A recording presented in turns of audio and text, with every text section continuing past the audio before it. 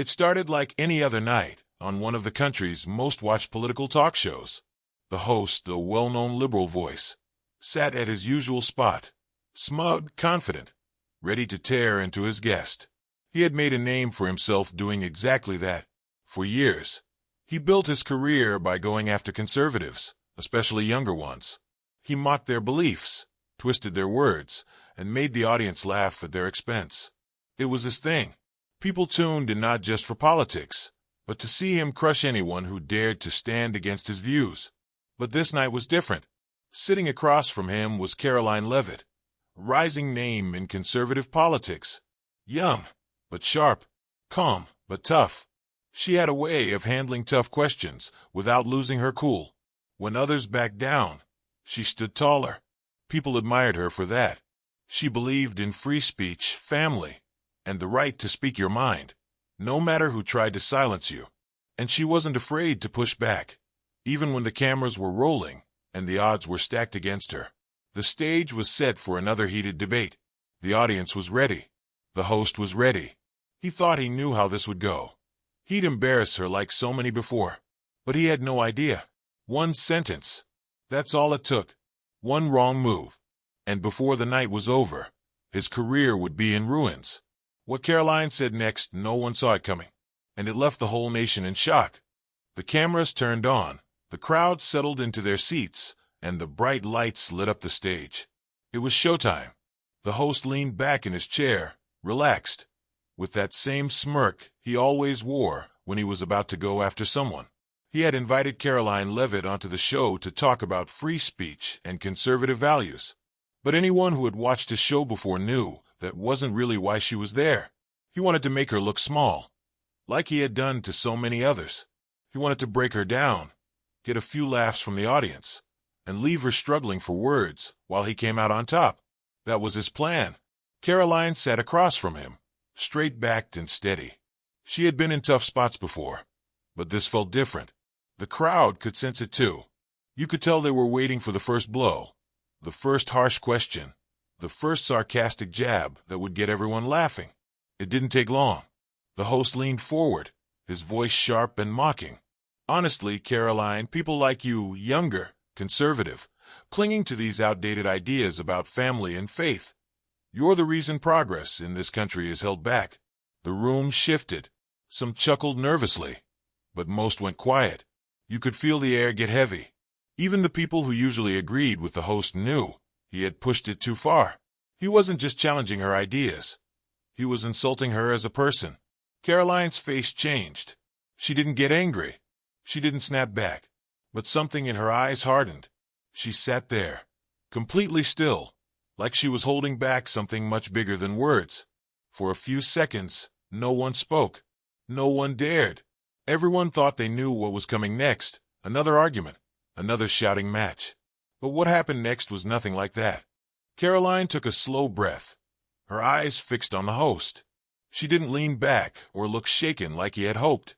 Instead, she leaned in, just a little, toward the microphone. Her voice was clear and steady, but there was a strength behind it that made the room sit up. "Did you just say that people like me are the problem?" she asked, her tone calm but firm. "Because I believe in family? Because I believe in freedom? Because I believe people have the right to speak their minds without being bullied into silence?" The room was so quiet, you could hear a chair creak somewhere in the back. The crowd wasn't laughing anymore. Some looked down, others shifted in their seats. A few heads started nodding. Someone clapped, just once. But it was enough to break the stillness. More hands followed, scattered applause growing louder, breaking the host's hold on the room. Karoline didn't pause to enjoy it. She kept going, her words sharp but never angry. "You say people like me hold this country back. But let's get something straight. My beliefs didn't hold America back. They built it. People who believed in family, in God, in working hard, and in speaking the truth. They built everything we stand on today. And they did it while fighting for the freedom you and I both enjoy right now." The host shifted in his chair. He forced a laugh, trying to brush it off. "Well, I was just making a point." But his voice cracked slightly. It didn't land the way he wanted. The crowd wasn't with him anymore. That balance he always controlled. That feeling that he was the one in charge. It was slipping. And he knew it. Everyone did. For the first time, Karoline had taken the stage, and she wasn't letting go. Karoline didn't let up. She leaned in even closer, her voice steady, but filled with something stronger now, purpose. "You know," she started, "I've heard comments like yours before. A lot. People have told me I'm too young to understand real politics, that I should stay in my lane, that my values, faith, family, freedom, are old-fashioned, that they don't fit in today's world." She paused, letting her words sink in. The crowd was listening now, not just watching. "But every time someone tells me that, I think about my grandfather," she continued. Her eyes softened, but her voice didn't lose its strength. He was a veteran. He fought for this country because he believed it was worth fighting for. He used to tell me, "Karoline, the truth will always cost you something, but it's still worth saying." He said it's easy to stay quiet when people try to shut you down. But if you let them, you lose something bigger. You lose yourself. The room was silent again. Even the host, who had been so quick with his jokes earlier, seemed unsure of what to say. He shifted in his seat and tried to grab back control. "Look, Karoline," he said, forcing a smile, "I get it. You care about these things. But times are changing. Some of those values, they're outdated. We need to move forward." That was his mistake. Karoline didn't miss a beat. Her eyes locked onto his. "If faith, family, and freedom are outdated," she said, her voice firm, "then maybe America needs to remember where it came from." A few claps rang out. Then more. Then more. The host's smile faded. He knew he had lost the room. The audience wasn't laughing with him anymore. They were with her. The energy had shifted, and no joke or clever line was going to pull it back. Karoline sat there calm, but you could tell she had just won this round. The moment Karoline's words landed, it was like a switch had flipped. The energy in the studio was different now. The audience wasn't just watching, they were feeling it. The clapping grew louder, people nodded, some leaned forward in their seats. Then, from the front row, an older woman stood up, her voice shaking but strong. "I raised my kids on those values," she said, eyes locked on the host. "Are you saying we were wrong?" The host froze. He had no comeback. Before he could try, another voice rang out from the back. A man, gray hair, wearing a veteran's cap, stood up. His words cut through the room. "I fought for this country," he said, his voice firm. "I fought for her right to speak, whether you agree with her or not." People started clapping again, louder this time. Some were on their feet. A few wiped tears. The host shifted in his chair, tapping his pen nervously. This was not how he thought the night would go. He pressed his earpiece closer, listening to his producers. Backstage, it was chaos. Staff whispered to each other, their eyes glued to phones. Calls were pouring in. The producers scribbled a note and rushed it to the host.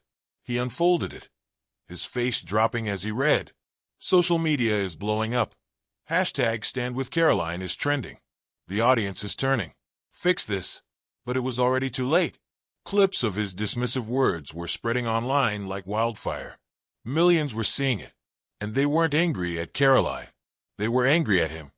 The host's face had changed. The cocky smirk he started the night with was gone. His forehead glistened with sweat under the bright lights, and his hands gripped the edge of the desk, just tight enough that his knuckles looked pale. He glanced toward the audience, his audience, but their faces weren't cheering him on like usual. They were clapping for her. Some were still standing. And online, his producers had already told him what was happening. People were calling for his firing. His name was everywhere, but not the way he wanted. He tried to push down the panic, but it was bubbling up. He felt it in his chest, in his throat. He had been in tough spots before. He had embarrassed plenty of guests, but this was different. He wasn't in charge anymore. He was losing, and everyone knew it. Karoline, though, was steady as ever. She didn't look smug. She didn't push him down further. She just sat there calm, hands resting in her lap. When she spoke, her voice was soft but sure. "I didn't come here to fight," she said. I came to remind people that respect and freedom belong to all of us."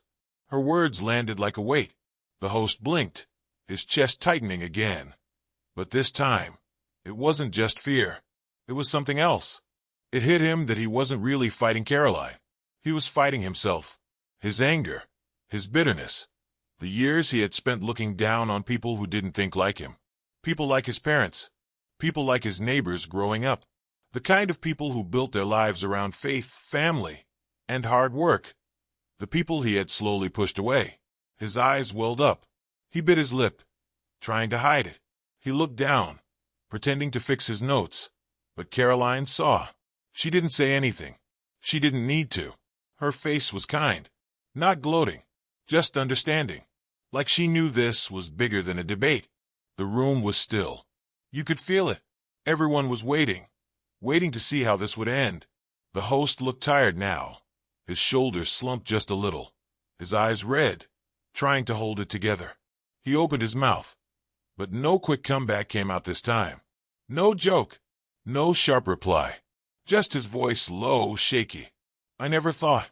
Maybe I've been wrong." It was quiet, but everyone heard it. You could see it hit the crowd. Some wiped their eyes. Others just nodded, like they had been waiting for anyone, to finally say those words on a stage like this. Karoline didn't look like she had won anything. She looked like someone who had just told the truth, and was glad it was finally out there. "We can disagree," she said, her voice steady. "But we should never forget that we're all Americans. We all want a better future. We might not always see things the same way, but we all care. We all want what's best for our families, for our kids, for this country." Someone in the crowd started clapping hard. Then another. Then it spread, louder and louder, until the whole room was standing again. Some hugged each other. Others simply wiped their eyes, feeling something that was hard to explain but real. Online, it was blowing up even more. People weren't just talking about a heated TV debate. They were calling it something else, a wake-up call. This wasn't just a debate. This was the truth we needed to hear. That night, it wasn't just a TV host losing control. It was something bigger.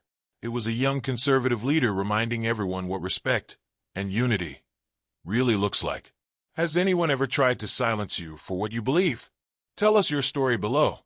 And if you believe in truth, in respect, don't forget to like, subscribe, and stay with us. We're just getting started.